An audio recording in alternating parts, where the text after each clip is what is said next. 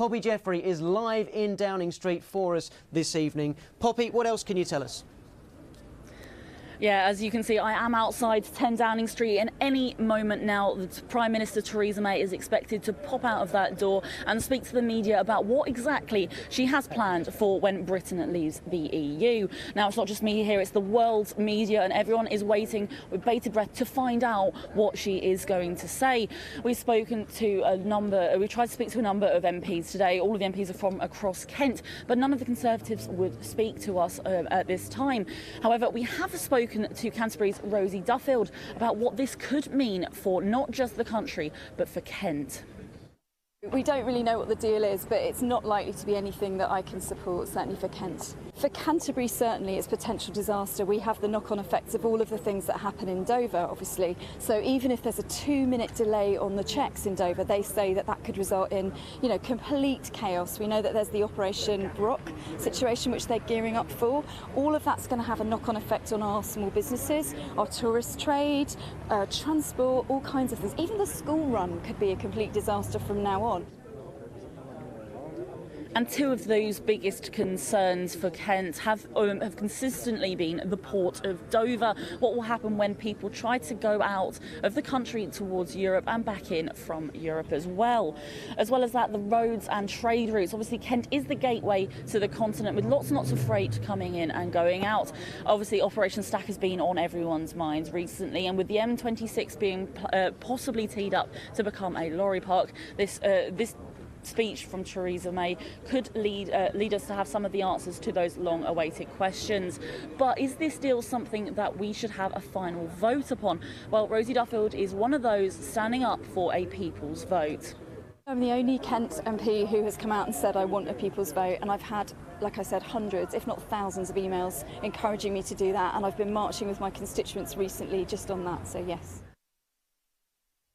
And I'm joined now in the studio with more on this by Medway Labour leader Vince Maple and also Lib Dem leader for Kent County Council Rob Bird. To the pair of you, thanks ever so much for joining us. Firstly, let's kick off with what we just heard from Rosie Duffield there. She is the only Kent MP supporting a potential people's vote. Would you echo her views, Vince? Look, I understand why Rosie is saying that, and I absolutely respect the reason why she's saying that. I take a slightly different approach. The people's vote I want on this situation, if we don't have a deal which is passing Labour's 6 tests, is a general election, because frankly at the moment Theresa May at this stage doesn't seem to be able to even keep her party united, let alone the country. I have got absolutely zero confidence this is going to be a decent deal. When you've got Dominic Raab going, I didn't quite understand how important Dover and Calais was. How on earth are we going to have a deal which is acceptable? So if we can't get that through Parliament, it was about taking back control, giving parliamentary sovereignty. So I want to see Parliament having its say. If they reject the deal, we must have a general election. And we wait at the moment with bated breath as to what Theresa May is going to say in the next few minutes, Rob. The deal, are enough MPs going to back it? It's very hard to say. I think the critical issue is really whether or not Labour will back it, because quite clearly Theresa May is not going to get all the Conservative Party to support her. And the Labour Party, I'm sorry Vince, has been all over the place on Brexit for the last 2 years, and we really don't know where they stand.